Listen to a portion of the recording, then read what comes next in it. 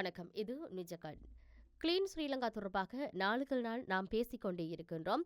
ஸ்ரீலங்காவை ஓரளவுக்காவது clean பண்ண இடம், அதாவது சுற்றுச்சூழல் விவகாரம்தான் என்பதை ஏற்றுக்கொண்ட ஒரு விடயத்தை சுட்டிக்காட்டியிருந்தார் அவர்.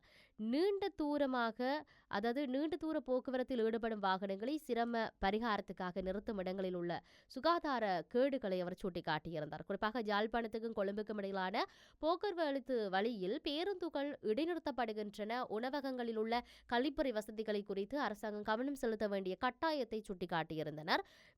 அதாவது நண்பர் அதை பல்வேறுபட்ட விதங்களில் இப்பொழுது பேசிக் கொண்டிருப்பதை அவதானிக்கக்கூடியதாக இருப்பதாக ஒரு அரசியல் ஆய்வாளர் சொல்லியிருந்தார். அதாவது நாட்டின் அரசு தலைவராகிய அனுரகுமார் திசாநாயக்க கிளீன் ஸ்ரீலங்காவை அறிமுகப்படுத்தும் பொழுது நாடாளுமன்றத்தில் பல்வேறு பெற்றவாறு உரையாற்றியிருந்தார். அதாவது நம் நாட்டு பெண்கள் கழிப்பறைக்கு செல்ல இந்த நாட்டில் சுத்தமான கழிப்பறை அமைப்பு இருக்கிறதா என்பதும் கேள்விக்குரியதாகும். தூர இடங்களில் இருந்து கொழும்புக்கு வரும் சில பெண்கள் வீடு வரை தண்ணீர் அருந்துவதில்லை. சுத்தமான கழிப்பறை கட்டமைப்பு ஒன்று இல்லாமையே அதுக்கு காரணமாகும். கழிப்பறை கட்டமைப்பு கட்டப்பட்டாலும் சமூகத்தில் நல்ல மனப்பான்மை, அதாவது கட்டப்படவில்லை என்பது சொல்லப்பட்டிருந்தது. சாதாரண மக்களுக்கு பொது இடமாக அன்றி அவை அழிவுகரமான இடமாக மாறியுள்ளன. இதனால் என்ன தெரிகிறது? நமது நாட்டுக்கு ஒரு குறிப்பிட்ட மக்கள் குழுவிடம் காணப்படுகின்ற அணுகுமுறையாகும். எனவே தூய்மையான இலங்கை வேலை திட்டத்தினூடாக அவ்வாறான ஒரு மனோபாவத்தை மாற்ற எதிர்பார்க்கின்றோம். அனுர பேசியவாறு ஒரு விடயம் நன்று தெரியக்கூடியதாக இருந்தது. என்னவென்றால், தமிழ் பெண்களைப் போலவே சிங்கள முஸ்லிம் பெண்களும் உள்ள பொதுவான பிரச்சனை அதுவென்று. யாழ்ப்பாணத்துக்கும் கொழும்புக்கும் இடையிலான பயண போக்குவரத்து நேரம் கிட்டத்தட்ட 7 மணித்தியாலம். அந்த காலப்பகுதியில் பெரும்பாலான பெண்கள் நீர் அருந்துவதில்லை. ஏனென்று கேட்டால், இடையில் அவர்கள் சிறுநீர் கழிப்பதற்காக நிறுத்தும் இடங்கள் அதாவது சிறுநீர் கழிக்கக்கூடிய அளவில் இல்லை, அங்கு அசுத்தமாகவும் அருவருப்பாகவும் இருக்கின்ற ஒரு விடயம் சொல்லப்பட்டிருந்தது. இந்த இடத்தை நெருங்கும் பொழுதே துர்வாடை வீசுவது, அந்த இடத்துல கால் வைப்பதற்கே கூசும். முருகண்டியில் கட்டணம் செலுத்தும் கழிப்பறைகள் உண்டு. அங்கேய நிலைமைகள் பாராட்டும் அளவுக்கு சுகாதாரமாக இல்லை. பொது கழிப்பறைகள் தொடர்ச்சியாக கழுவி துப்புரவாக பேண மாட்டார்கள்.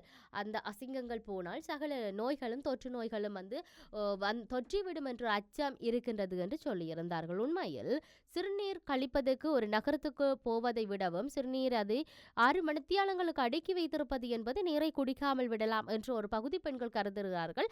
இது மிக ஆபத்தானது, ஆரோக்கியம் சார்ந்து கவனிக்க வேண்டிய ஒரு விடயமாக இருக்கிறது. நீண்ட நேர பயணங்களில் நீரிழப்பால் உடலுக்கு ஏற்படக்கூடிய ஆபத்து என்பது அதிகம். அது சொகுசு வாகனம் தானே, குளிரூட்டப்பட்ட தானே, நீர் இழப்பு குறைவாக இருக்கும் என்று ஒருவித விளக்கம் கூறப்படலாம். உண்மையில் அவ்வாறு சொகுசு வாகனம், சொகுசு பயணம் என்று கூறி அதுக்கு தனியாக பணம் அளவிடும் வாகன உரிமையாளர்கள் ஏன் தாங்கள் வாகனங்களை நிறுத்தும் இடங்களில் சொகுசான வளமான சுகாதார வசதிகளை கொண்ட கழிப்பறைகளை கட்டக்கூடாது? பொது போக்குவரத்து வாகனங்கள் சாப்பாட்டு இடைவெளிகளுக்காக அல்லது சிரம பரிகாரத்துக்காக எங்கே நிறுத்துவது என்பதை பயணிகள் தீர்மானிக்க முடியாது. வாகன உரிமையாளர்களும் சாரதிகளும் தான் அதை தீர்மானிக்கின்றார்கள். அது வாகன உரிமையாளர்களுக்கு குறிப்பிட்ட சாப்பாட்டு கடைக்கும் இடையிலான ஒரு வணிக உடன்படிக்கை. இருதரப்புக்கும் அங்கு லாபம் உண்டு. பயணிகளை வைத்து பணம் சம்பாதிக்கும் இந்த 2 தரப்புக்கும் பயணிகளுக்கான கழிப்பறைகளை சுகாதாரமாக பேண வேண்டிய பொறுப்பு உண்டு. அவர்கள் வாங்கும் பயணச் சீட்டுக்குள் அந்த செலவும் அடங்குகின்றது என்பதை இங்கு சுட்டிக்காட்டியிருந்தார்கள். பயணிகளின் கழிப்பறை வசதியாக சுகாதாரமாக பேண வேண்டியது அவர்களுடைய பொறுப்பு. அதற்கு சேர்த்துத்தான் அங்கு கட்டணம் அறவிடப்படுவதாக சொல்லப்பட்டிருக்கிறது. எனவே இந்த விடயத்தில் நீண்ட தூர பயணிகளில் ஈடுபடும் வாகன உரிமையாளர்களுக்கும் சாரதிகளுக்கும் அவர்கள் எந்தெந்த இடங்களில் நிறுத்துகின்றார்களோ அந்தந்த இடங்களில் உள்ள உணவக உரிமையாளர்களுக்கும் கூட்டு பொறுப்பு உண்டு என்பதை அறிவுறுத்தக்கூடியதாக இருக்கிறது. இவை அனைத்தையும் நிர்வகிக்க வேண்டிய பொறுப்பு அரசாங்கத்துக்கு உண்டு. இந்த விடயத்தில் பெண்கள் படும் அவஸ்தை தெரிந்த ஒருவர் இப்பொழுது அரசு தலைவராக இருக்கிறார். எனவே அவர் இந்த விடயத்தில் உடனடியாக கை வைக்கலாம். வசதியான குடும்பங்களைச் சேர்ந்தவர்கள், தனி வாகனங்களில் பயணம் செய்கின்றவர்கள் விரும்பிய சுகாதாரமான வசதியான இடத்துல நிறுத்தி சிறுநீர் கழிப்பதுக்குரியான ஒரு வாய்ப்பை, அது சுத்தமான ஒரு கழிப்பறையை அங்கு உருவாக்கி கொடுக்கலாம் என்று பல்வேறுபட்ட விமர்சனங்கள் எழுவுவதை நாம் பார்க்கக்கூடியதாக இருக்கிறது. இவ்வாறு இதை சார்ந்து நாம் பேசிக்கொண்டிருக்கின்ற இந்த நேரத்தில் ஸ்ரீலங்காவின் கிளீன் பண்ணக்கூடிய சுத்தமான, அதாவது சாத்தியமான இடங்கள் இவை. அரசாங்கம் அதை செய்யுமா? கடந்த தை பிறந்தலன்று பல்வேறுபட்ட குடும்பங்களும் வாகனத்தில் யாழ்ப்பாணத்துக்கு வந்து சென்றதை நாம் அவதானிக்கக்கூடியதாக இருக்கிறது. கும்மிருட்டுகளுக்குள் நின்று காவல்துறையினர் மறைக்கின்றார்கள், கள்வர்களை பிடிப்பது போல மறைவில் நிற்கின்றார்கள். அங்கே தெருவிளக்குகள் இருக்கவில்லை, காவல்துறையினர் டார்ச் லைட்டுகள் இருக்கவில்லை, பதிலாக கைபேசி டார்ச் லைட்டுகளை பயன்படுத்துகின்றார்கள். வாகனத்தின் இலக்கங்களையும் ஏனைய விவரங்களையும் பதிய வேண்டும் என்று கூறி சாரதியை இறக்கி கொண்டு போனார்கள். கைபேசியின் டார்ச் லைட்டை வெளிச்சத்தில் பகிர்ந்தனர், பதிந்திருந்தார்கள். அப்பொழுது சாரதி கேட்டார், ஏன் உங்களுடன் டார்ச் லைட் இல்லையா? அந்த கைபேசி டார்ச் லைட்டை வைத்துக்கொண்டு கள்வர்களை எப்படி பிடிப்பீர்கள் என்று அதற்கு காவல்துறையினர் தமிழ்ல சொல்லியிருந்தார்கள். துப்பாக்கி வைத்திருக்கின்றோம், சுட்டு பிடிப்போம் என்று சொல்லி என்று இந்த அரசியல் ஆய்வாளர் இந்த விடயத்தை எல்லாம் தெளிவுபடுத்தி இருந்தார். உண்மையில் கிளீன் ஸ்ரீலங்கா என்கின்ற ஒரு விடயம் பேசு பொருளாக இருக்கின்றது. நாளுக்கு நாள் நாட்டில் இருக்கக்கூடிய ஊழலை ஒழிக்க வேண்டும், குற்றச்செயல்களை ஒழிக்க வேண்டும், தண்டனைகள் குறைக்கப்பட வேண்டும், நாட்டில் யுத்தம் இல்லை, அப்ப அமைதியாக மக்கள் வாழக்கூடிய நிலை ஏற்படும் என்று சொல்லி பல்வேறுபட்ட விதத்தில் எங்களுடைய நாட்டின் தூய்மை சார்ந்து பேசிக் கொண்டிருக்கிறார்கள்.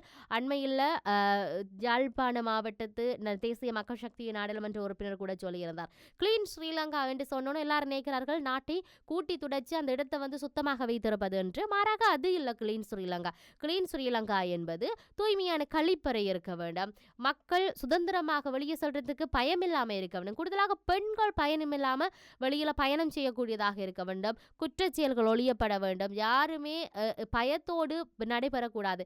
மக்களுக்கு தேவையான ஒரு வேலை வாய்ப்பு இருக்கா, இல்லாட்டி இளையோருக்கு தேவையான வேலை வாய்ப்பு கிடைக்குதா, இங்க ஒரு முகாமித்துவம் இருக்குதா, இங்க ஒரு கடைத்தெருவுக்கான ஒரு ஏற்பாடு, இப்படி இவ்வாறான விடயங்களை பார்ப்பது தான் கிளீன் ஸ்ரீலங்காவின் திட்டம். எல்லா விதமான தேவைகளும் மக்கள் மத்தியில் பூர்த்தி செய்யப்பட வேண்டும், அதுதான் கிளீன் ஸ்ரீலங்கா என்று சொல்றோமே ஒழிய இதை கூட்டி சுத்தம் செய்வது என்பது இல்லாததான். எல்லா விடயமும் கிடைக்க வேண்டும். ஆகவே இருக்கக்கூடிய எல்லா பிரச்சனைகளையும் தகர்த்தி ஒரு மக்களுக்கு தேவையானது கொடுக்கணும் தான் கிளீன் ஸ்ரீலங்கா என்றதை அவர் தெளிவுபடுத்த இருந்தார். ஆகவே நான் இந்த கழிப்பறை சார்ந்து இன்றைய தினம் இந்த நிகழ்ச்சியில் பேசுகிற பொழுது அண்மையில் யாழ்ப்பாண பேருந்து தரிப்பிடத்திலும் கூட ஒரு கழிப்பறை அமைப்பதற்காக யாழ் மாவட்டத்தில் இருக்கக்கூடிய தேசிய மக்கள் சக்தி நாடாளுமன்ற உறுப்பினர் அது சார்ந்து நேற்று தினம் அங்கு சென்று மக்களோடு பேசியிருக்கின்றார். பேருந்து தரிப்பிடத்தில் போய் நின்று இவ்வாறான செயற்பாடுகள், அவர்களுக்கு தேவையான பிரச்சனைகள் என்ன இருக்கிறது என்பது சார்ந்து கேட்டறிந்து அது சார்ந்த நடவடிக்கை எடுப்பதற்காகவும் சொல்லி இருக்கின்றார். ஆகவே இவை சார்ந்துதான் கிளீன் ஸ்ரீலங்கா என்ற ஒரு வரைவிலக்கணமே இருக்கிறது. தற்பொழுது வாகன சோதனை சாவடிகளை அதிக அளவில் பார்க்கக்கூடியதாக இருக்கிறது. ஏனென்றால்